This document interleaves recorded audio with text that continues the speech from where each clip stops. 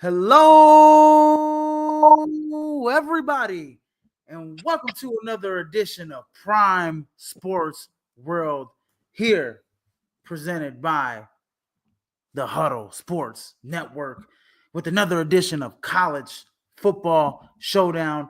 Um, Please like, share, and subscribe to the podcast here on every Friday of the week, especially during college football shooting. You can catch me, Matt James, and Christian Sister from dailyblitz.blog.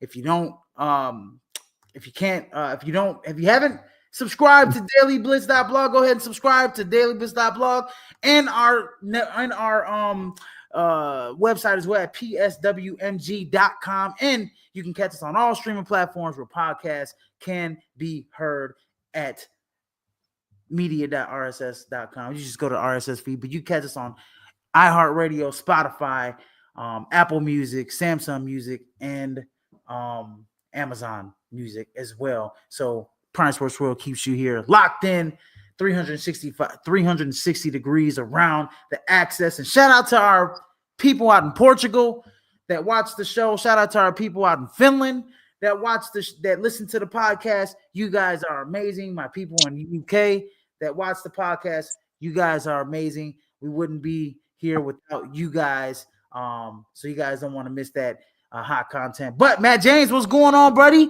We have a lot to talk about and a little sir. here. And I think that we'll be talking about your Sun Devils here a lot on the show. Oh, yeah. Exciting times down in Tempe. I mean, big win last week. I'm sure Big we'll game probably talk about that. We got bigger games coming up.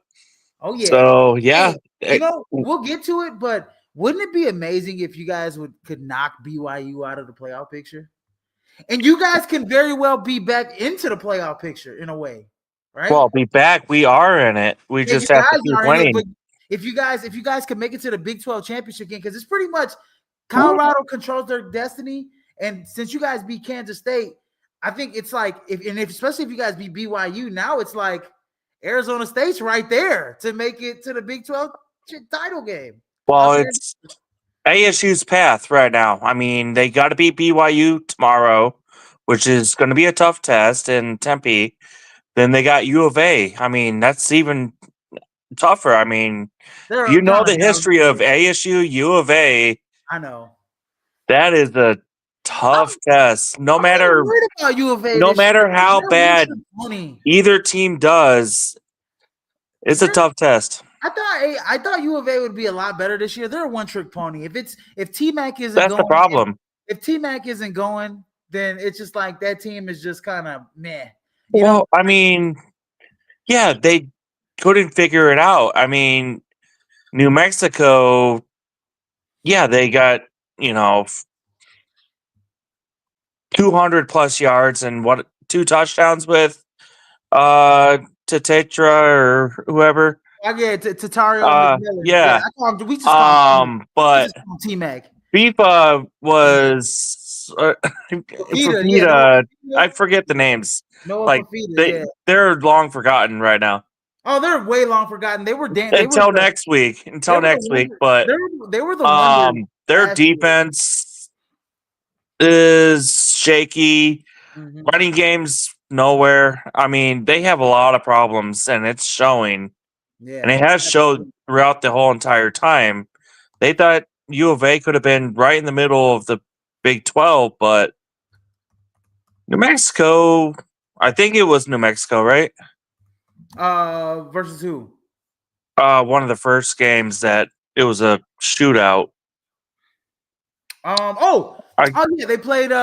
They went against. I keep saying New Mexico, but I believe it was UNLV or. No, it wasn't UNLV. I want to say San Diego State. No, it wasn't San Diego, but one of those teams, Mexico, bro, where T-Mac had over 200. Yeah, their offense, lit it up. Then the next week and then they lost to Kansas State. They got blown out by Kansas State, and it was kind of all she wrote. Yeah, it's like, all right, they got figured out. Yeah, they got figured. They're a one-trick pony, as you said. It's like, all right, you got to figure things out, and that's on the coaching staff.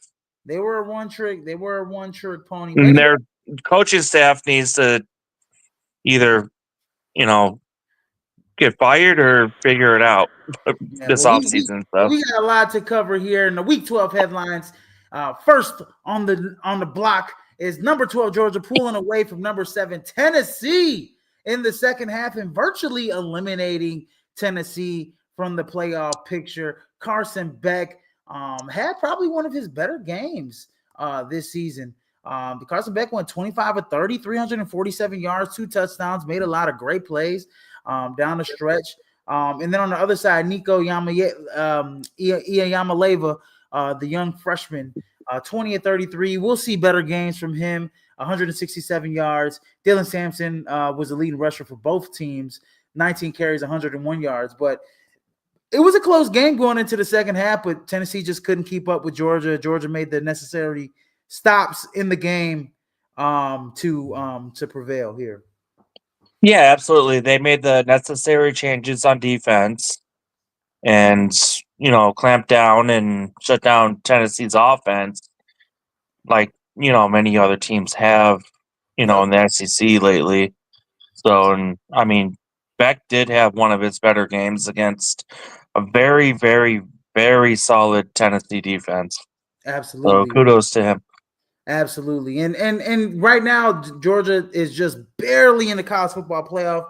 They stay alive in the college football playoff here, even with 2 losses. They're in that group with Alabama as like the best teams with 2 losses here in the college football playoff. As as it's expanded, right? The 12 teams. So you have that luxury to, if one loss doesn't kill you, 2 losses won't kill you either, especially if you lose early and then maybe lose late. You still may have a chance to get into the college football playoff, despite, I know Tennessee lost this game. This is their second loss, but as long as Georgia doesn't lose again, they got to hope that Georgia or Alabama loses again to possibly get in. Next game we got on the slate, number 1 Oregon winning at Camp Randall, and they squeaked past Wisconsin here. 16-13. This was a very good game. I was watching this game heavily as I predicted Wisconsin to beat Oregon. I was so close in this game to making that prediction. And if you guys watch the show, man, I get them right a lot sometimes. But in this game, Dylan Gabriel had a pedestrian game, 22 of 31, 218 yards, 1 interception. Jordan James was the guy, though. 25 carries, 121 yards, 1 touchdown. They leaned on him late to get first downs. Oregon scored. Oregon went into the fourth quarter down 13-6, and they scored 10 unanswered in the fourth quarter. And then late, Wisconsin made some defensive stops to get the ball back twice, and Braden Locke just could not even get the ball past midfield as a young freshman quarterback. Just couldn't get it done for Wisconsin. Thoughts on this game? I know Oregon. I felt like Oregon. They're kind of toting that line a little bit as it gets a little tougher in that Big Ten. I mean, as you get into November, you know what I mean? It's a rough and tough game. They starting to learn. The Badgers brought it though. Yeah. I mean, I'm proud of them. I mean, they fought the entire game against the best team in the nation right now. Yeah, absolutely. And kudos to Oregon too. I mean, giving it to James, letting him pound the rock. Yeah. That's how you beat Wisconsin. You do not, stop running the ball. Do not be afraid of that. Ever. Absolutely. I mean, Wisconsin, I'm on your side. I picked Wisconsin, to win this because it was a big trap game.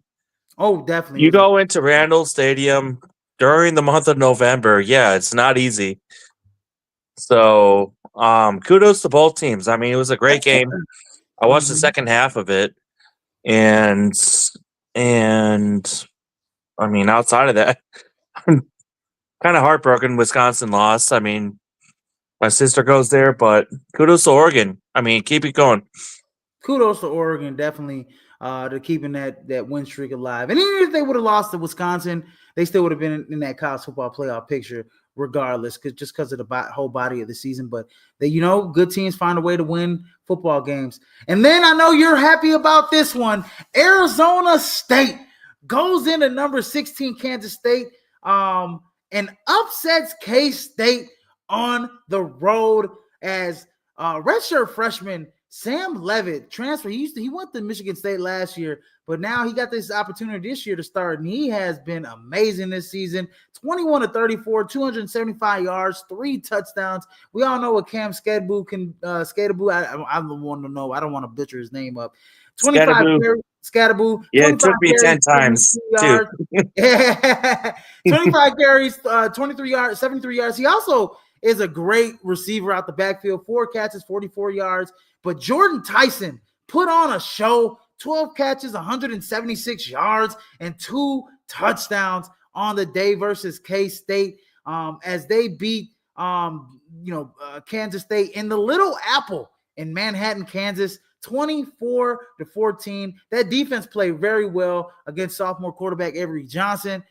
They rattled him a little bit, got to him a lot. 258 yards, 2 interceptions. The defense was just pretty much in his grill all night. They made the passing lanes very small for him. But DJ Giddens did have a break. He had a one breakout run, 45 yards, but he did run through the defense, 133 yards, but no touchdowns for DJ Giddens, as Arizona State kept Kansas State out of the end zone when they were in striking distance. So thoughts on this game, Matt? I know that's your team. Go ahead. You got the floor.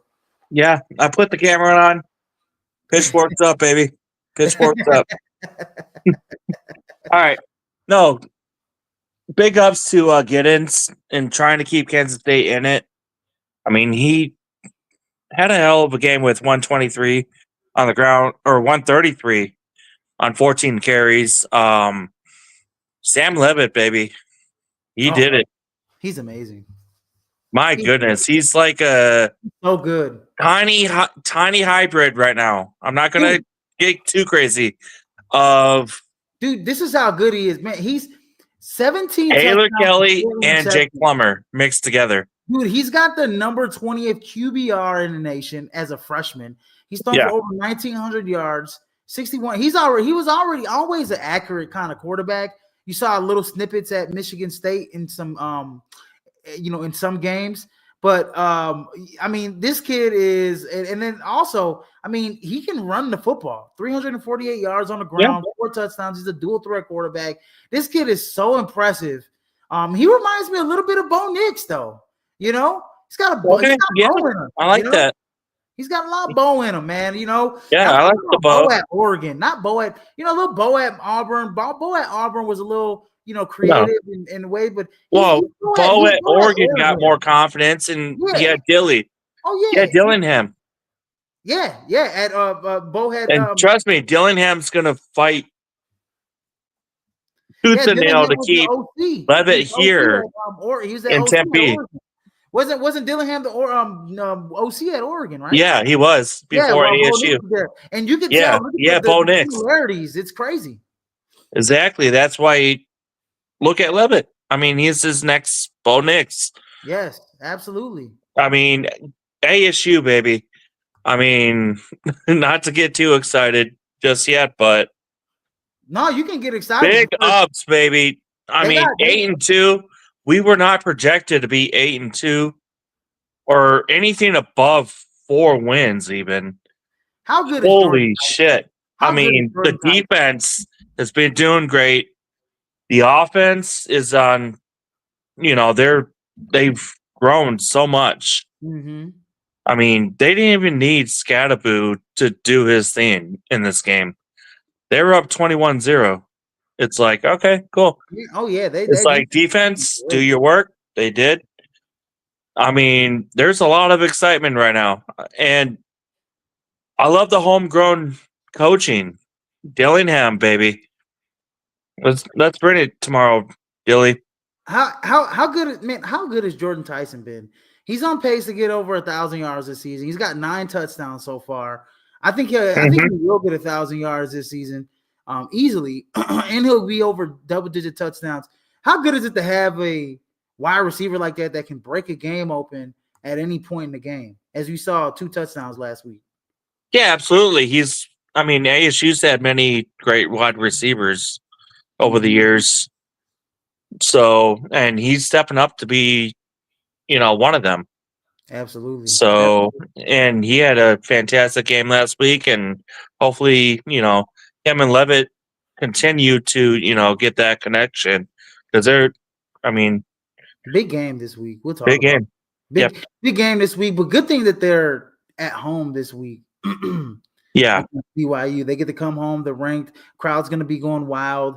And you got an Yep. opportunity of a lifetime here with this. This is a monstrous game, huge game for ASU, a program changer for One ASU. of the Right biggest here. games since the Notre Dame game back in 2013. And you guys, they know, and Arizona State, like, look, Matt Tar saying it, Arizona State faithful, they know how big this game is this week. Yeah. We'll talk about it here. And speaking of BYU, not number anything. Kansas, unranked Kansas goes into BYU, number 6 BYU. They go into Provo and beat BYU, something of a rarity for an unranked team to go into Provo where mystical things happen all the time. And they get the W, and they squeaked out one in the fourth quarter. KU scored a touchdown there. In the end, Devin Neal with the early touchdown in the fourth quarter, and the defense kind of settled in. Devin Neal, 14 carries, 52 yards, 2 touchdowns. Jaden Daniels, 12 of 19, 169 yards, only 1 interception. But yeah, Jake Retzlaff was a little bit, normal in this game. 18 to 28, 192 yards, only a touchdown, 1 interception. We're used to seeing him have bigger games than that, as he has over 2,200 yards, 19 touchdowns, 8 interceptions on the season. As Kansas pulls up on you, and man, let me tell you, man, Kansas. Hey, look, they're paid.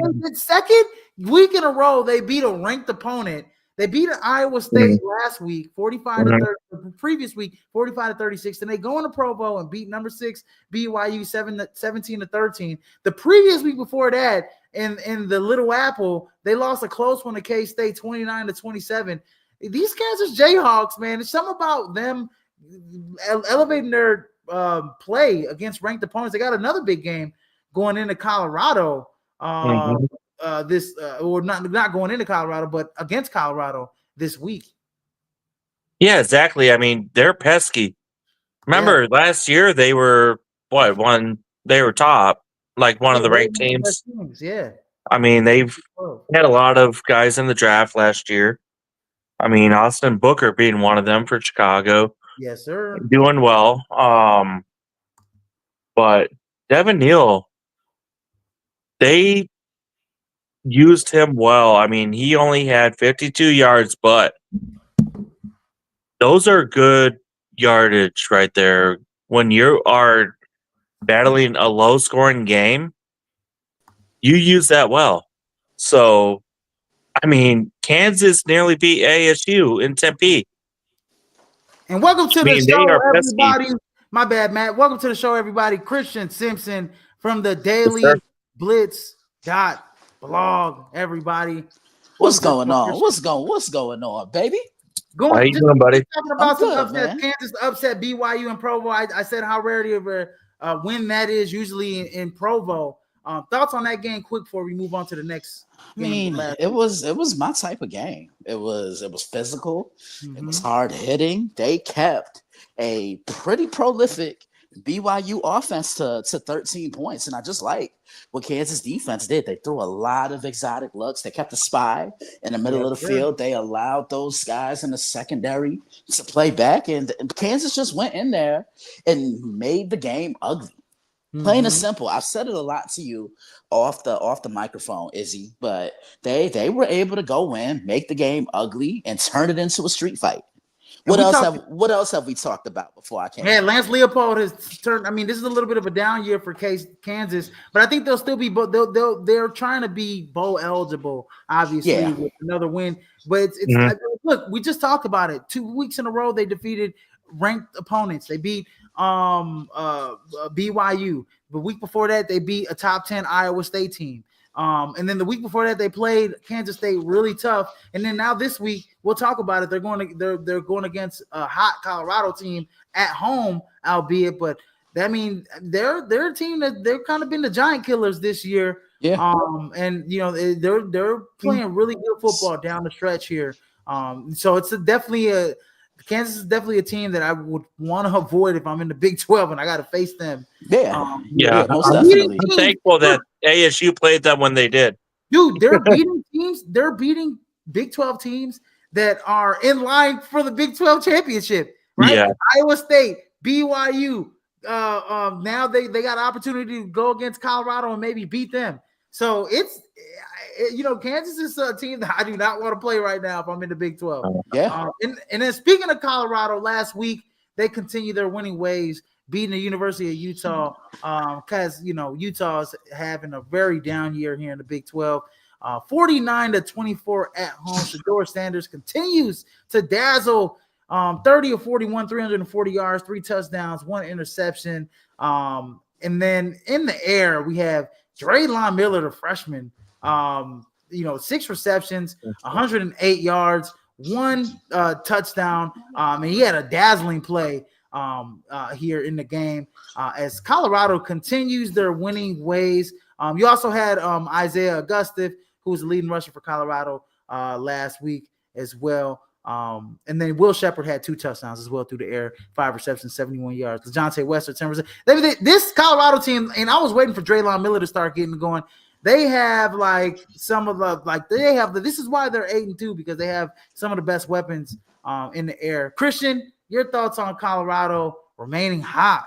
And I mean, they're having fun right now. I mean, Shedeur is taking games over like a quarterback now. You know what I'm saying? Not relying on a run.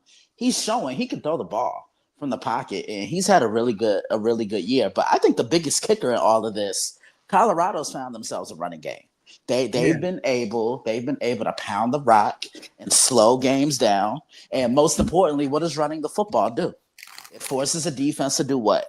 Load the box, sit guys at the line of scrimmage. You can use play action and take a shot over the field. Running the football opens up the passing game, and they've been so good, Matt. They've been able to spread the ball around, and defensively, there's still a little bit of a concern, but they're playing better and they're getting off the field more. Yeah, exactly. I mean, you mentioned, exactly what we saw in game 1 and game 2. Maybe 3 and 4. I only saw the first 2 Colorado games, but they had trouble running the ball.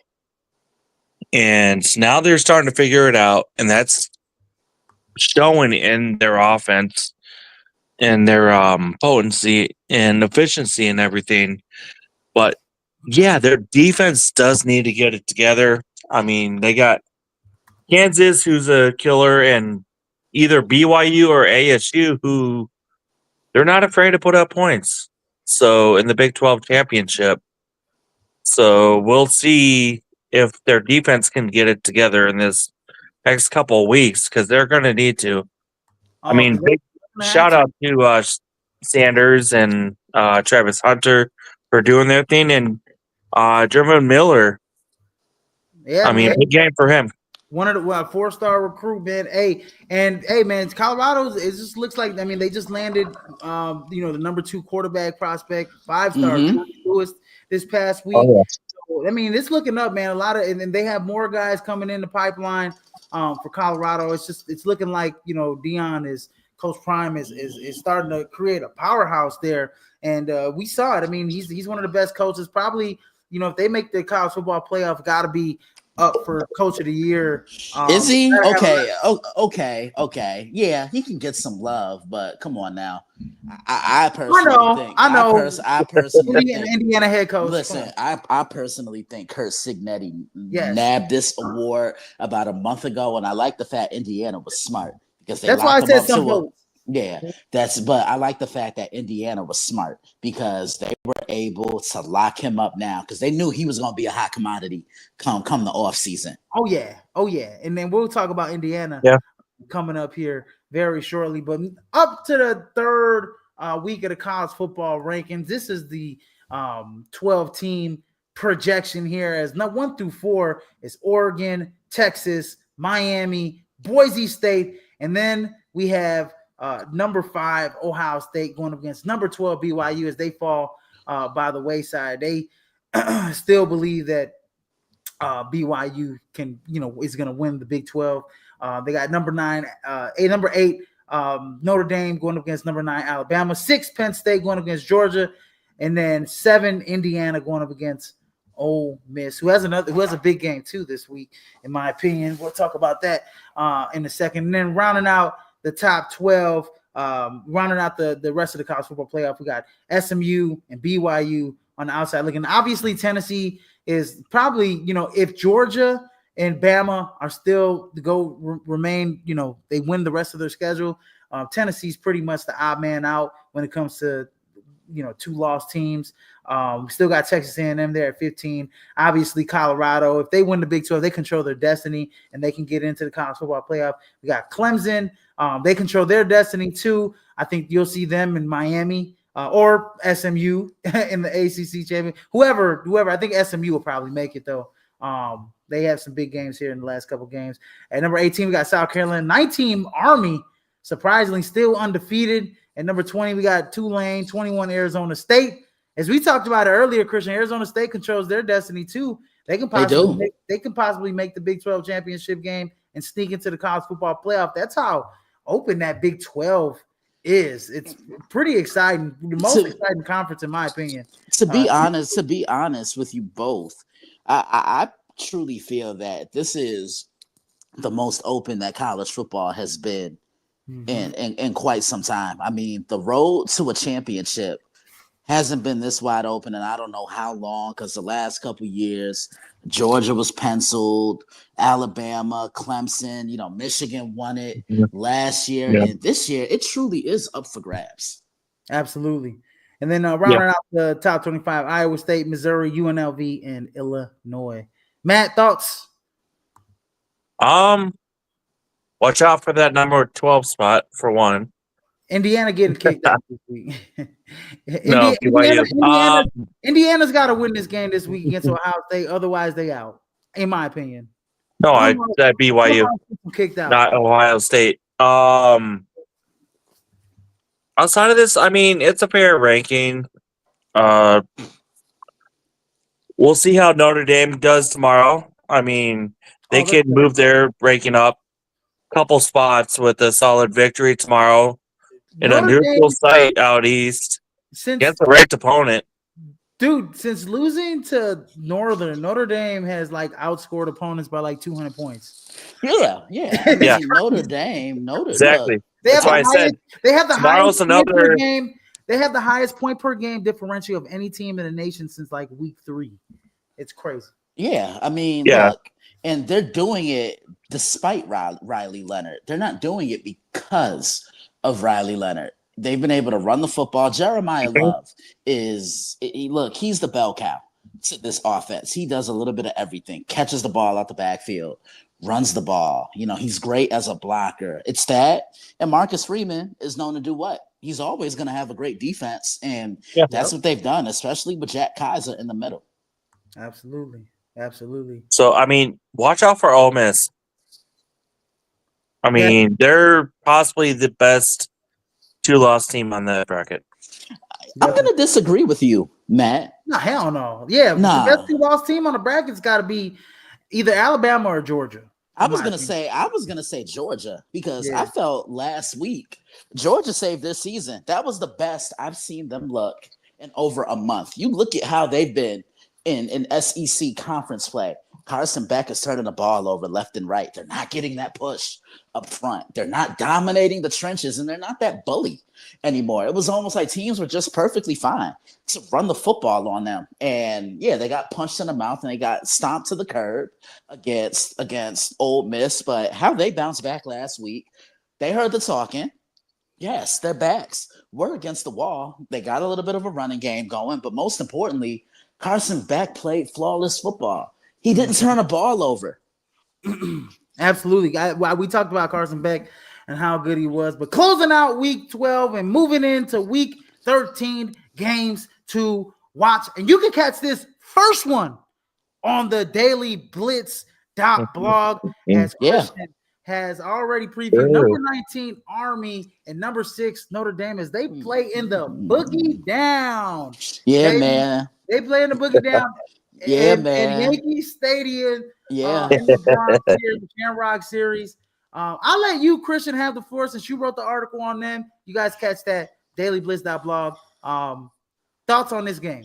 Listen, this is going to be a collision course because Army, they're balanced offensively. I watch a lot of Bryson Daly, and I've seen the highlights. I think he's going to be the key in this game. Reminds me a lot of Taysom Hill, who plays for the New Orleans Saints. Can run it, can throw it. I think he has a little bit of a stronger arm than Taysom, and he's quicker. I think he's a little bit quicker than Taysom as well, but he's that Swiss Army knife to this Black Knights offense. And defensively, Army only gives up 2.5 yards per pop per run. They punch you in the mouth. They take care of the ball. They've only turned the ball over 4 times. Notre Dame is they're clicking right now. They're the one team I wouldn't want to face going into the playoffs because they built up momentum week in and week out since the loss to Northern. I think this game's going to be a lot closer than what a lot of people are anticipating. I like Notre Dame to win this one by a score of 22-17. Ooh, that's a little too close for me.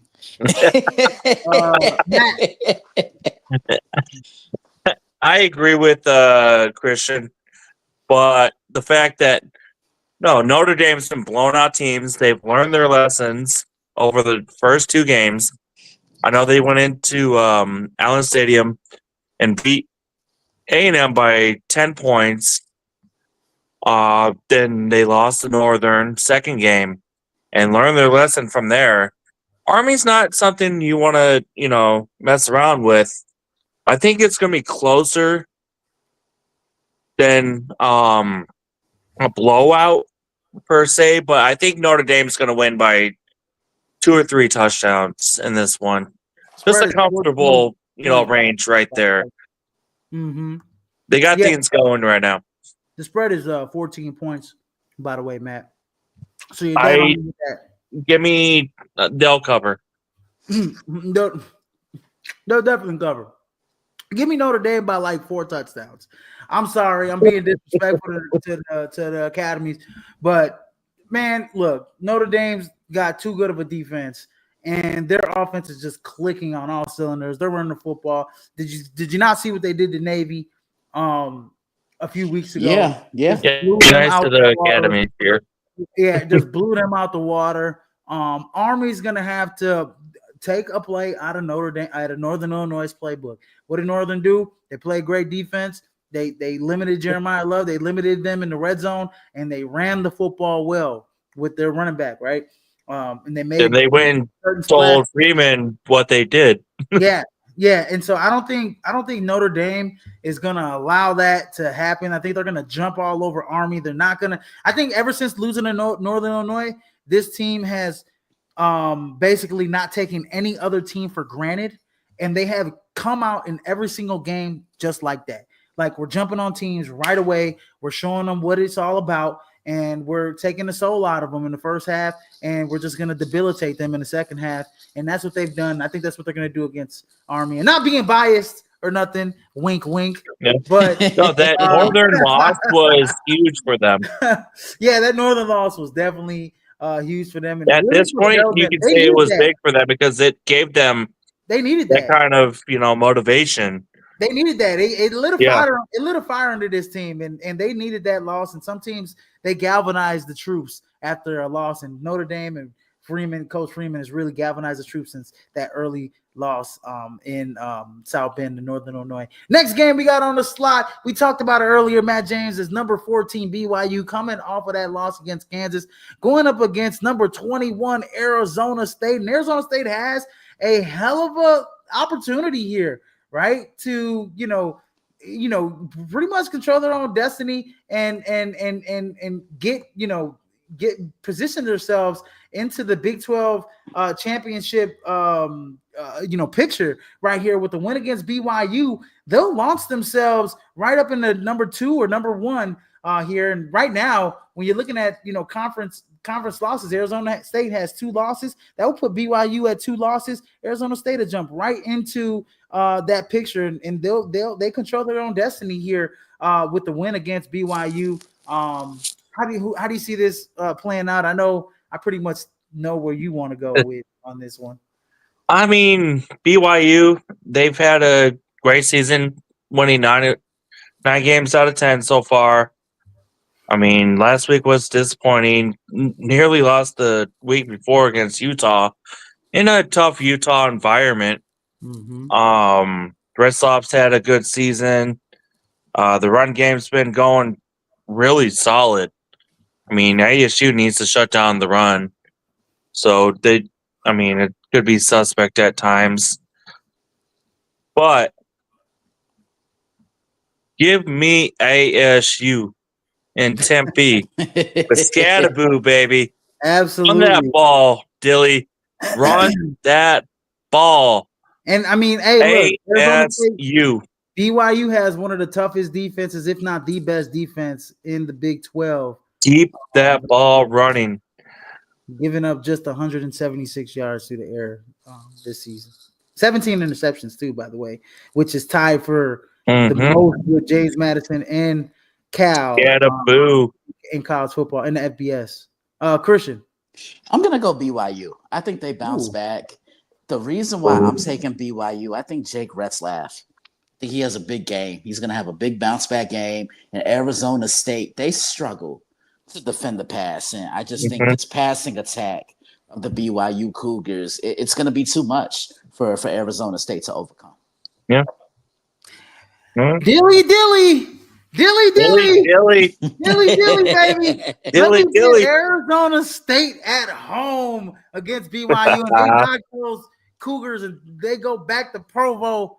They knock them out the college football playoff picture, knock them out the Big 12 picture, and they control their destiny. And I'm going to go with Arizona State and Colorado in the Big 12 championship. Dilly, baby. I don't know how it's going to play after this week, but I got Arizona State definitely winning this game. I am so impressed with Sam Levitt. Christian, we talked about it earlier. He reminds us a lot of Bo Nix, especially in that offense with Dillingham. And then Cam Scatterbull, he is your all-around running back. He's actually pretty much a power back that can catch the ball out the backfield and do it as well. We saw, he had 44 yards catching. I mean, he's a guy that can catch, he's got great hands. He can run between the tackles. He can run outside the tackles. He can catch the ball at the backfield. He's a matchup problem for BYU. And then we talked about Jordan Tyson. I mean, he's dynamic. This guy's a big play, big game changer on the offensive side. Give me Arizona State versus BYU, baby. I know that makes Matt James happy. I know that makes what's up, baby. That makes him happy. Next game we got on the slate, we got number 16 Colorado going into Kansas.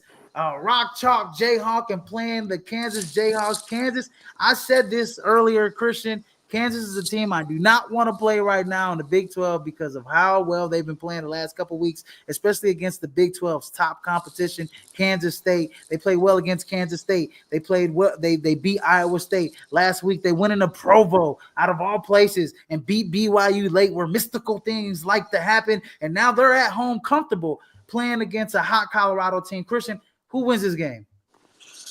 Oh man, you're putting me on the spot. I see you smiling, Izzy. Yeah, I know, man. I know. This is a tough one for me too, man.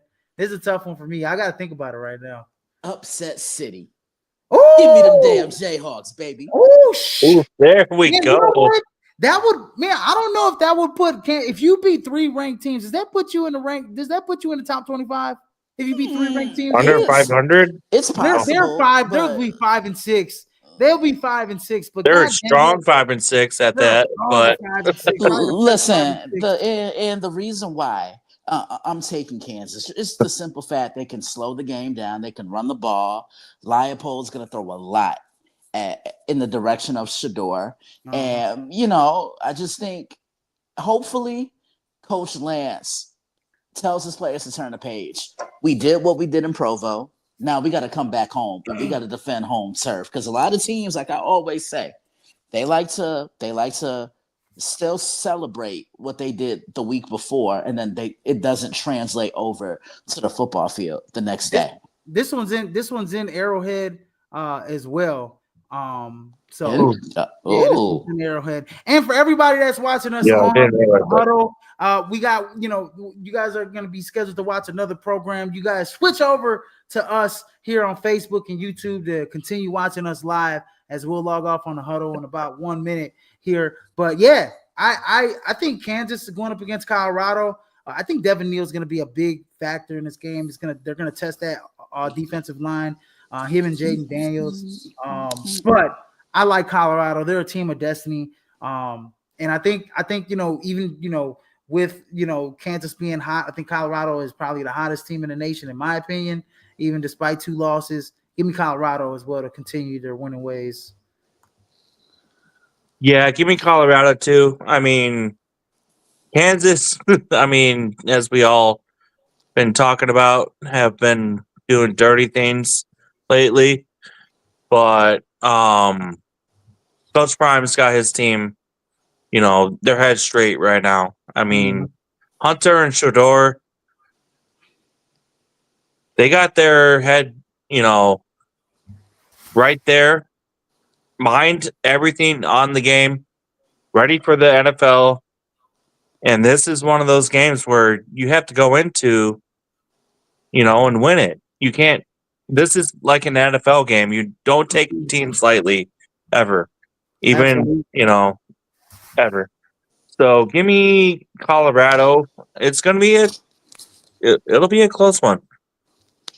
Yeah, no, I agree. I agree. And then the next game we got is a SEC showdown here between number 9 Ole Miss going into the swamp, Ben Hill Griffin Stadium to face the Florida Gators. As Florida coming off that win, that rivalry win against LSU, a ranked LSU team, 27-16. And Ole Miss coming off that big win 2 weeks ago against Georgia. They had a bye week last week. But last week was DJ Lagway, 13-26, 226 yards, 1 touchdown against LSU. He's looking like the future. As he returned last week, he's looking like the future of Florida football. Christian, I'll start with you. This is a big game. This is a trap game for Ole Miss going into a very hostile environment against a Florida team feeling themselves. This Florida team, I think the spread is 12 points. So they're projecting Ole Miss to win by 12. But this Florida team, I know they lost to Texas, they lost to Georgia, 2 big losses, but that LSU W's got to feel good for this program right now. Yeah, it definitely does. And you took the words right out my mouth. This definitely is a trap game for Ole Miss, but Jackson Dart, he's been one of my favorite players to watch in college football. Makes throws from the pocket, makes throws on the run. He can move around, he can extend plays, and he knows how to spread the football around. But Ole Miss has one of the best weapons that no one truly knows anything about, and he goes by the name of Jordan Watkins. He's a 5'11" wide receiver, loves creating down the field with the explosive play, works well in space. Kind of reminds me of Steve Smith Sr., just the way he goes up and gets the football. And I don't know if Florida has an answer for him. I think Ole Miss dominates this one. Him or Trey Harris. How about that? Yeah. Him or Trey Harris. And they're two, and Izzy, those are 2 of the best players that you don't hear anything about in the country. Absolutely. Trey Harris is going to be a good player on Sundays. Matt, thoughts? What do you think? Yeah, I mean, as I said earlier, I think Ole Miss is probably the best 2-loss team in that bracket. I mean, they lost to LSU by 3 in the Death Valley. Lost by Kentucky close at home, where, it was a struggle. I'm going to take – nothing's ever easier than going into the swamp. Going into the swamp is like a death trap to anybody. I mean, it doesn't matter how good Florida is. It's tough. Give me Ole Miss, but they're going to struggle for a little while, but they'll pull out. Give me Ole Miss as well, and I'll tell you why. I think this is going to be a struggle bus game for Ole Miss for the first 3 quarters, and I think they squeak one out. Good teams always find a way to win, especially in tough environments. If you want to be a national championship contending team, you're gonna have to go into this environment where you got 80. I don't even know how many fans be in there packed up in the swamp, about 80 to 100. Man, something like that. Something like that. It's a tough environment, bro. They are going to be raucous. Okay, it's going to be a ruckus crowd, and it's nothing that Jackson Dart ain't seen before, but it's going to be a little different. A lot of pressure on the line. Look, we know if we lose to a hot team like, right now, they're feeling themselves. DJ Lagway feeling themselves. He's going to play well at home against the Ole Miss. But if you want to be considered a national championship contender, you got to win this game, even though Florida's unranked right now. And I think next year we'll see the fruits of Billy Napier's, even though I had to criticize him all season because of this damn quarterback situation. He finally gets it. We finally gets it. We're going to play the young gun DJ Lagway over Graham Burks. God dang it. Like, for real, bro. Okay, thank you. And I think next year Florida will be that ranked team that we'll be talking about here. That top 10 team may be going into the college football, we'll be talking about here. But for right now, I think Ole Miss does squeak it out and beats Florida, a young Florida team. But Florida's on the up and coming. Watch out for Florida for next year, especially if they can keep some of that talent. I know it's always different and always weird with the NIL, new times, and people transfer for the money. But if Florida can retain some of the top talent that they have, bring in the guys, it'll be great next year. But give me Ole Miss this year. It'll be a squeaker. It'll be a close one. And like I said, if you want to be recognized and you want to be serious, you win this game this week. If you don't, that just tells me all I need to know about Ole Miss is that they're just a team they're pretty good, but they can't get over that hump, and Lane Kiffin. And I just, with me and Lane Kiffin, not personally, but I'm just saying, like, Lane Kiffin has had that mantra as a coach. He's good coach, has that good teams, but just can never get over that big win, can never get that win that he needs. And Ole Miss needs this win. I mean, he did against Georgia, obviously, but Ole Miss really needs this win, in my opinion. Can't lose this game. So, and I know what's coming here. And then game of the week time. Game of the week time, ladies and gentlemen. We got the first challenge in Indiana's freaking season, and we all said it a few weeks ago. We knew it was going to come down to this. We got number 5 Indiana going into the shoot to face the number 2 Ohio State Buckeyes. And I'm going to start with the man himself. The man, the myth, the legend himself, Mr. Christian Simpson from the Daily Blitz.blog. You got the floor, brother. I need y'all here. I need y'all. Y'all ready? Here we go. I need y'all on my count. 1, 2, 3. Shameless plug number one, baby. Listen, Indiana has been a phenomenal story this year. One of the best offenses in the Big Ten. The number 2 ranked defense in the Big Ten. And Kurt Cignetti has just done wonders with this team, bringing guys over from James Madison. But this offense, the ignition for this offense is the quarterback, Izzy and Matt. He goes by the name of Curtis Rourke. 6'5", 225 pounds, knows how to move, can move within the pocket, can throw, can spread the ball to the open receiver. But here's the thing. This Ohio State defense, I think, is the best in the country. They're the best defense I've seen in college football all year. And this is why Ryan Day hired a guy like Jim Knowles. Look at how he's turned this defense around. It's the mix of NFL talent along with guys from the transfer portal, a.k.a. Caleb Downs. And he's just been such a contributing factor. But here's another thing I also want to point out. Ohio State has been blessed with some really talented quarterbacks. Oh, my gosh. Justin Fields, C.J. Stroud, even Kyle McCord this year is killing it. Will Howard. In Syracuse. Give Will Howard his flowers because he's completing 73% of his passes. He doesn't turn the ball over. He's mobile. And most importantly, he's a veteran that's been here before. So I think his veteran savviness is really going to kick in, not just tomorrow, but for the remainder of the year if they make the playoffs and if they go on a run. I previewed this one an hour before kickoff. Make sure you check it out. But as usual, the family discount. Madden, Sure. Izzy get to see it first. Absolutely. And that game kicks off at Appreciate you, 11 brother. a.m. So you guys watch out for Christian's article coming in at 10 a.m.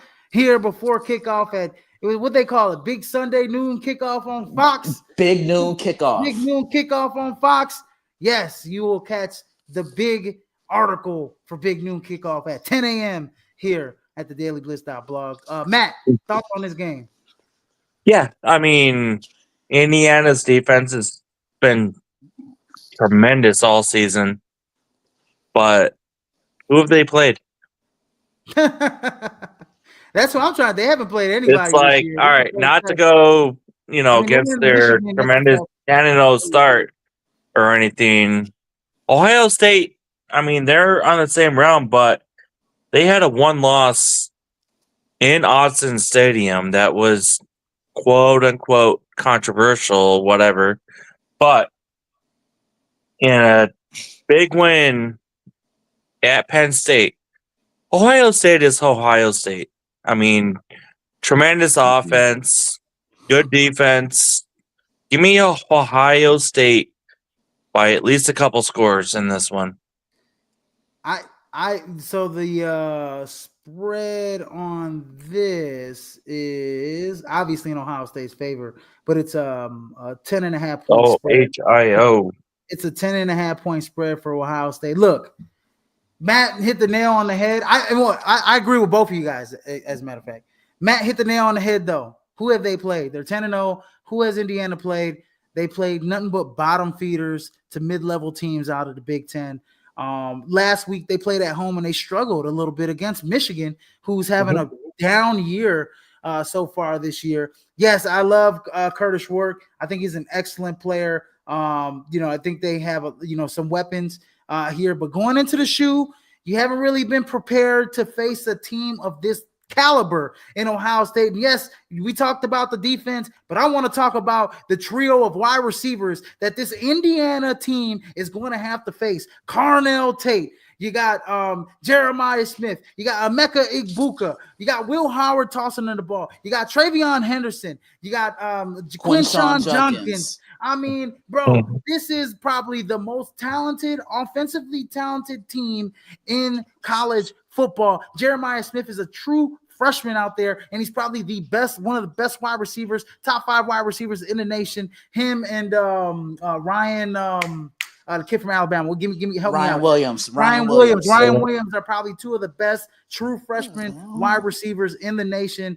This is going to be a tough task for Indiana. Yes, I like that spread at 10 points. I think that they're going to have trouble with that talent against Ohio State. The crowd is going to be ruckus. They haven't faced a team like this at all. And you know what? Coach Signetti might have their team willing to play. Hey, like Jameis Winston said yesterday, and he quoted Proverbs. Hey, the horse is prepared to battle. But victory is with the Lord, and that's exactly what Indiana is going to have to do. They might be prepared, but that victory is going to have to come up to the big man upstairs. And the horse, and look, man, Ohio State is a tough task, a tough team to beat, especially at home. Give me Ohio State this week, guys. And then my upset of the week is Minnesota beating number 4 Penn State. Number 4 Penn State. Penn State has to go into Minnesota this weekend against the Golden Gophers. I know Coach Fleck is going to have those guys willing and able and prepared to go up against Penn State. Look, they had tough breaks early on in the season, but they played pretty much majority of the Big Ten tough. The spread's 12. I'd actually take the points for Minnesota. Give me Minnesota to beat Penn State at home and dash some of their college football playoff dreams. I've lived the floor to you guys. What are you guys' upsets of the week? I'm taking Penn State in that one, but yeah, Minnesota can give them fits.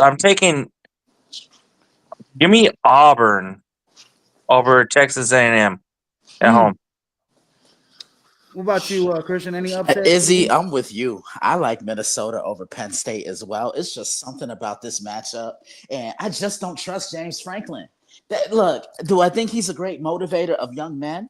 Absolutely, but like you just said, PJ Fleck, he's gonna have these guys absolutely ready to play. They're gonna come out, and if Penn State can do what they do, control the line of scrimmage, get Tyler Warren going, and what's that? Harrison Wallace the third. If they can get him the ball, then yeah, they're in.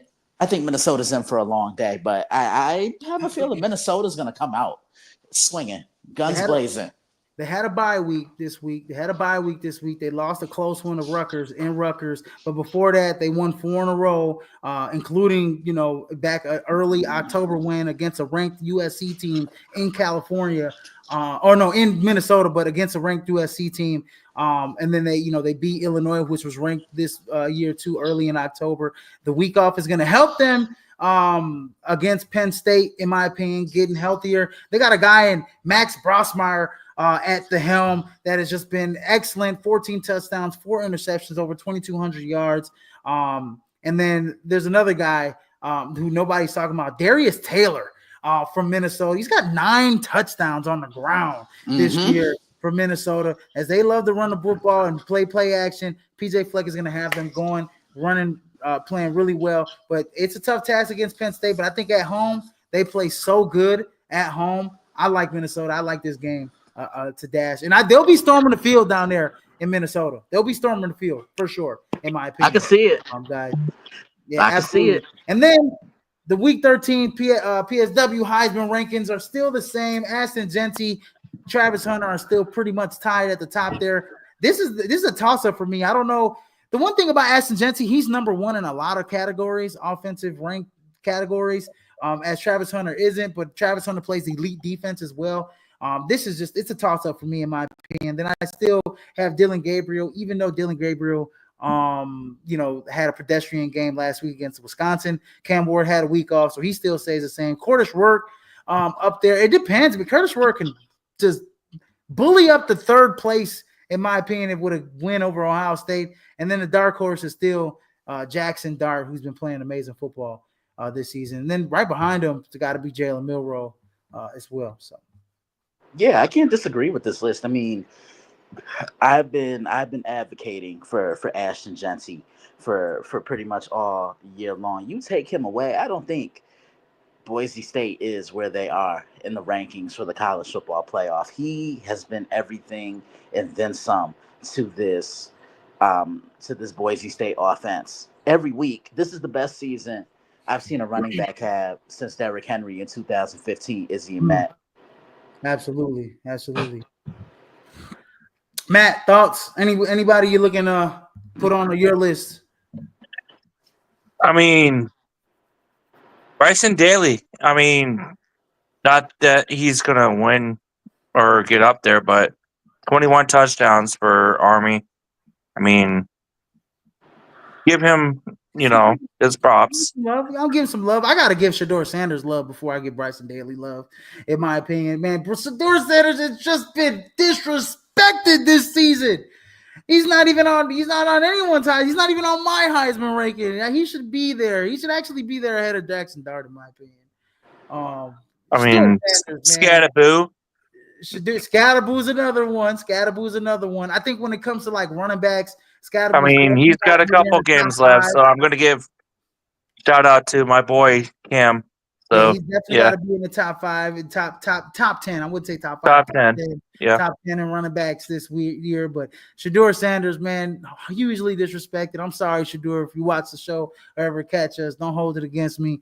But I mean, man, dude, yeah, I totally think he needs to get a little bit more recognition, including on this show. I gotta give him some flowers. Shedeur Sanders is, he's probably gonna go, depending on who's in the draft. And if it's the New York Giants, we just, saw the news. Daniel Jones is released today, and they're going to be looking for a quarterback. Shedeur is right there at the top of the list. Yep. Anyways, that's been a wrap for College Football Showdown here, ladies and gentlemen. Please like, share, and subscribe to the podcast here at Prime Sports World on Facebook, YouTube, and Twitch. and other platforms as well. You can catch us on all streaming platforms where podcasts can be heard, and catch us on the Huddle Sports Network as well. So you guys don't want to miss that hot content. But I am your host, Israel Rivera, aka Izzy, and there goes Matt James, and from the Daily Blitz.blog, the regular, my man Christian Simpson. And in case I missed you tonight, good afternoon, good evening, and good night, ladies and gentlemen. And Izzy just threw that thing off the backboard for me to say my favorite phrase. Holla at your boy. Holla at your Be boy. Peace safe, out. guys. Have a good weekend. Yep.